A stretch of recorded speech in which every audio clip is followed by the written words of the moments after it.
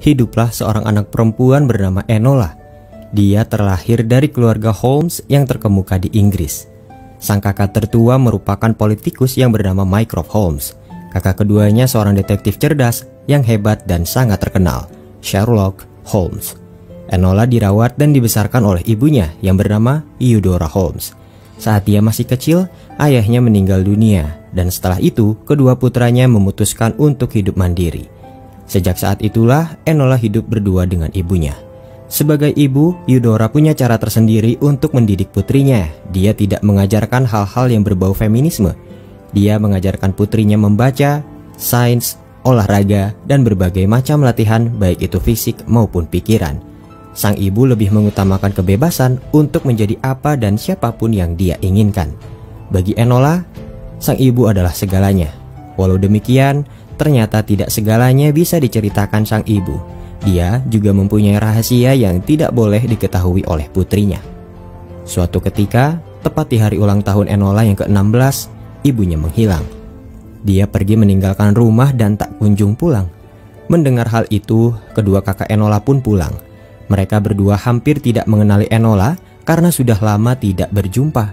Mycroft heran melihat penampilan adiknya yang nampak berantakan dan tidak mencerminkan seorang wanita berkelas. Tak lama dari itu, Mycroft menyadari bahwa Enola tidak mempunyai wawasan mengenai etika dan nilai-nilai tradisional seorang wanita pada zamannya. Akhirnya Mycroft memaksa Enola untuk masuk ke sekolah asrama khusus agar dia mendapatkan pendidikan untuk menjadi wanita yang beretika. Enola yang tidak terima kehidupannya diatur menolak perintah Mycroft. Enola merasa bahwa dirinya sudah tidak perlu sekolah lagi karena ibunya sudah mengajarinya banyak hal. Mycroft tidak mendengar dan keputusannya tetaplah bulat. Saat Enola menyendiri, Sherlock menghampirinya untuk menghibur Enola. Sherlock menceritakan ingatan di masa lalunya. Dia mengingat Enola sebagai gadis kecil yang pemalu. Gadis kecil yang selalu membawa mainan biji pinus kemanapun dia pergi. Kenangan itu sedikit merubah suasana hati Enola. Di malam hari, Enola teringat dengan hadiah ulang tahun yang ditinggalkan ibunya sebelum dia pergi. Ternyata hadiah itu berisikan petunjuk yang kemudian menuntun Enola pada sebuah lukisan bunga krisan. Setelah diamati, di balik lukisan itu terdapat amplop yang berisi uang dan sebuah pesan bertuliskan, "Masa depan kita ada di tangan kita." Pesan itu membuat Enola tersadar bahwa dia bisa melakukan apapun yang dia inginkan. Akhirnya, diam-diam Enola pergi meninggalkan rumah guna mencari ibunya seorang diri. Dia menyamar sebagai anak laki-laki dan pergi menuju stasiun kereta. Sesampainya di sana, Enola melihat keributan para bangsawan yang kehilangan putranya. Saat menaiki kereta yang hendak berangkat, Enola melihat seorang pria dengan gelagat yang mencurigakan. Nampaknya pria itu adalah utusan bangsawan untuk mencari putranya yang hilang. Di dalam kereta, Enola melihat seorang pria keluar dari dalam tas. Dia adalah Viscount Tewkesbury, seorang marquess dari keluarga Basilweather, anak bangsawan yang hilang dan dicari-cari. Enola pun pergi karena dia tidak mau dianggap membantu pelarian anak bangsawan, karena hal itu akan menyulitkannya. Ternyata pria yang diutus keluarganya itu datang untuk membunuh Bury. Enola yang menyadari itu segera menyelamatkannya. Mereka berdua pun pergi menghindari pembunuh itu. Sesampainya di gerbong paling depan, Enola dan Bury tidak punya pilihan lain selain meninggalkan kereta itu. Di saat yang tepat, Enola dan Bury melompat. Mereka berhasil kabur dari kejaran pembunuh itu. Di tengah hutan, Enola dan Bury saling bercerita. Ternyata, mereka berdua mempunyai alasan yang serupa kenapa mereka pergi meninggalkan rumah. Enola dipaksa untuk masuk ke sekolah khusus wanita. Sementara Bury, dia dipaksa keluarganya untuk menjadi anggota militer dan pergi ke luar negeri. Keduanya sama-sama ingin hidup bebas, hidup dengan jalan dan pilihannya masing-masing. Tujuan mereka berikutnya adalah London. Enola yakin bahwa pembunuh itu akan terus mencari Bury kapanpun dan dimanapun dia berada. Akhirnya Enola memotong rambut Bury supaya dia tidak mudah dikenali lagi. Setibanya di London, mereka harus berpisah karena Enola punya misi untuk mencari ibunya. Enola sudah membantu Bury untuk menyamar. Setidaknya hal itu meyakinkan dia bahwa Bury akan baik-baik saja. Sementara itu, Mycroft sudah mengirim polisi terbaik di London untuk mencari Enola. Singkat cerita, Enola pergi menuju toko butik.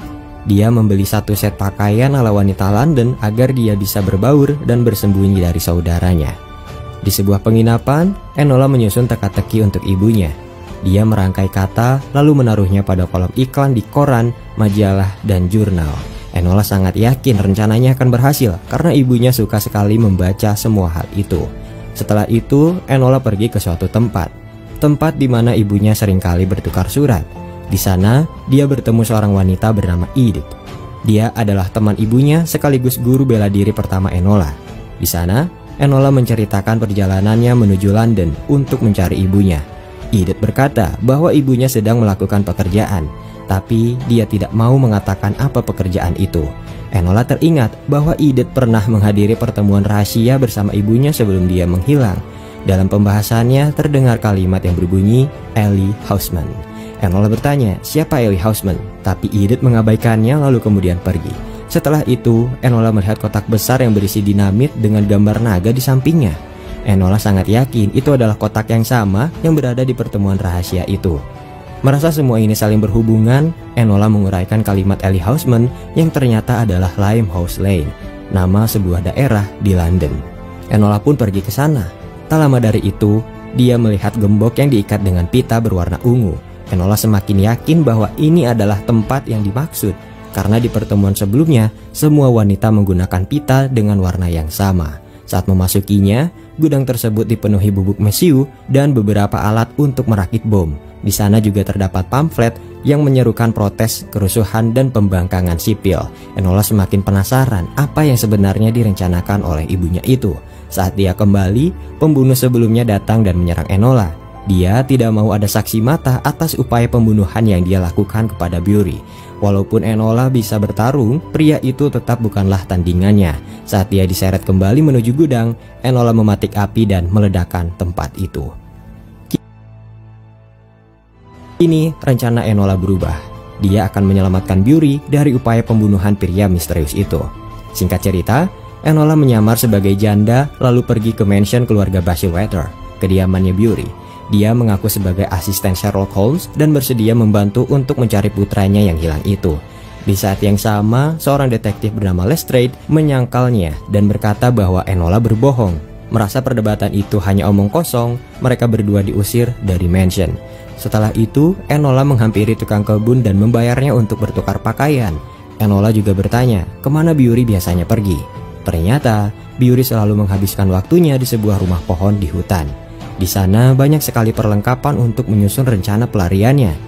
Dia juga membuat tujuan palsu pada sebuah peta agar orang yang mencarinya itu terjebak, dan itulah yang membuat si pembunuh ada di setiap tempat itu untuk mencarinya.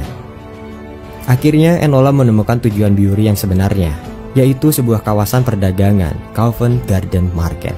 Tiba-tiba neneknya Bury datang menghampiri Enola. Dia sangat tertarik dengan sosok Posy, peran yang diambil Enola ketika menyamar menjadi janda. Di sana, sang nenek bercerita, sebagai tuan tanah yang dipercaya oleh kerajaan, dia khawatir akan perubahan yang sedang terjadi di Inggris. Sang nenek juga berkata, jika Enola menemukan Bury, tolong sampaikan pesan kepadanya bahwa nenek sangat peduli. Keesokan harinya, Enola pergi menuju Covent Garden Market. Dia menemukan Bury yang sedang menjual bunga. Enola pun membawanya ke penginapan untuk menjelaskan keadaan dan hipotesa darinya kenapa Bury akan dibunuh. Bury bertanya-tanya siapa pelakunya. Enola menjelaskan bahwa mereka adalah keluarga Bury yang menginginkan tanah, harta, dan posisinya sebagai pewaris tanah kerajaan. Tiba-tiba seorang yang bersembunyi menghampiri mereka berdua. Ternyata dia adalah Lestrade, detektif sebelumnya yang diperintahkan Mycroft untuk mencari Enola. Saat terdesak, Enola membiarkan Bury melarikan diri karena jika tertangkap nyawanya akan terancam, sedangkan dirinya dia hanya akan hidup terkekang.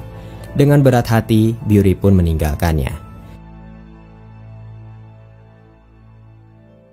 Akhirnya Enola dimasukkan ke sekolah asrama. Dia diajarkan untuk bertindak, berpikir, dan bersikap selayaknya wanita berkelas. Tujuannya sudah sangat jelas, yaitu agar Enola tidak merusak citra kakaknya sebagai politikus terkemuka di Inggris, Mycroft Holmes.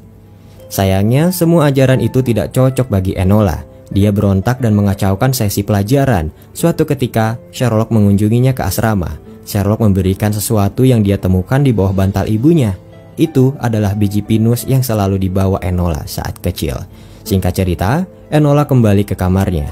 Di sana dia mulai menyadari bahwa Viscount Tewkesbury adalah bangsawan yang akan menjadi penentu dari undang-undang reformasi di Inggris saat itu.